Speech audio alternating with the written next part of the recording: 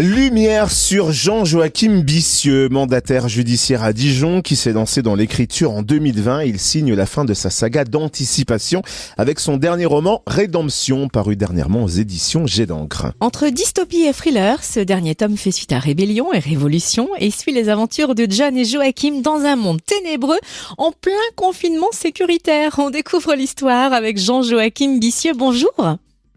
Bonjour Cynthia, merci de m'inviter. Avec grand plaisir. Alors si vous permettez, on va peut-être un peu s'attarder d'abord sur votre parcours assez atypique. Racontez-nous ce qui vous a mis la plume à l'encrier. Cynthia, l'histoire elle est simple, elle est belle à la fois. Comme beaucoup d'artistes, j'ai eu la chance de faire un rêve et puis de m'en souvenir surtout. Et puis l'histoire était tellement fantastique que le soir même je me suis dit il faut absolument que j'arrive à écrire ça. Et puis donc j'ai commencé à coucher sur papier cette histoire qui honnêtement je pense j'aurais été incapable de créer de ma propre imagination. Et voilà comment tout a commencé à partir d'un rêve tout simplement. Vous dites que l'histoire est fantastique. Est-ce que c'est pour ça que vous avez opté pour l'univers d'anticipation et de science-fiction ? Oui.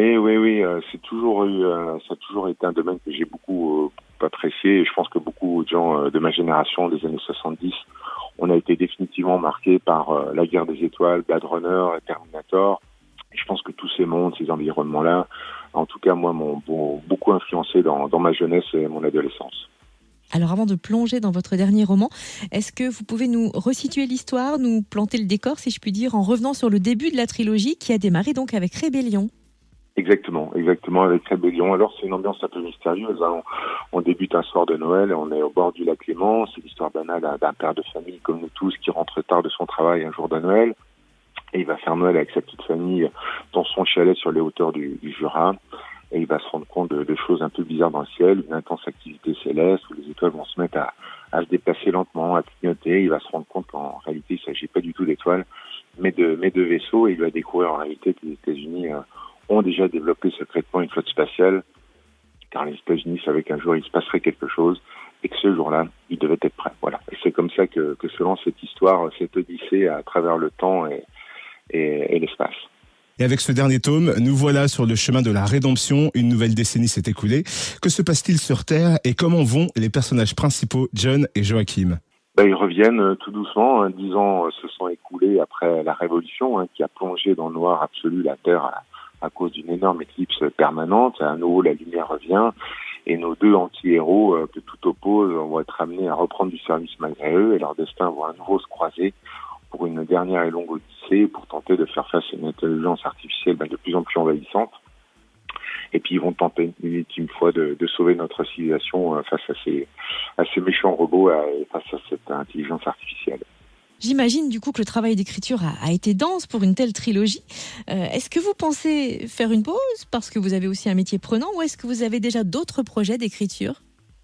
Alors c'est vrai que l'écriture des 3 romans a été dense, elle a été intense.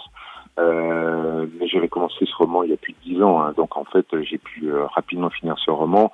Et puis le Covid a permis, comme je pense beaucoup de gens, d'avoir du temps. Et moi, ça m'a permis d'écrire et de terminer cette trilogie en 2021. Voilà, raison pour laquelle j'ai pu écrire ces 2 derniers romans pendant le Covid.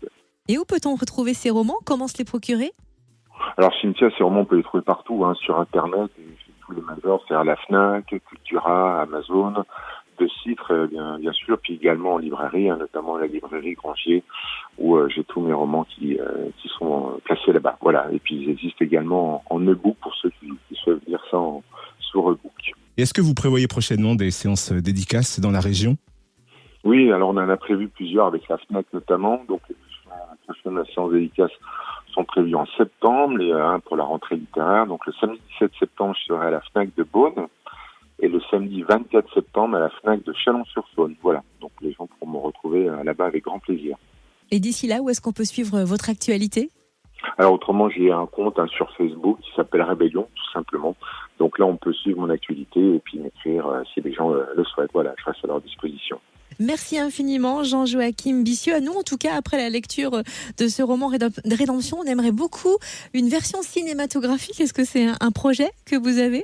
Ah oui, ce serait plus qu'un projet, ce serait un rêve absolu. Effectivement, j'ai transmis ces histoires à plusieurs sociétés de production. Donc voilà, c'est en cours, ils étudient ça. c'est vrai que la science-fiction n'était pas forcément à l'heure du jour, mais avec le Covid, ça a donné beaucoup d'idées aux gens et les gens aiment bien ça maintenant. Donc voilà, on va essayer de sortir ça en série si un jour on le peut. Eh bien, on l'espère, on vous le souhaite évidemment. Merci infiniment Jean-Joachim Bissieux, auteur de la trilogie Rébellion, Révolution et donc Rédemption dernièrement parue aux éditions Jet d'encre. Merci beaucoup Cynthia, bonne continuation à vous et merci pour cette interview. Merci à vous.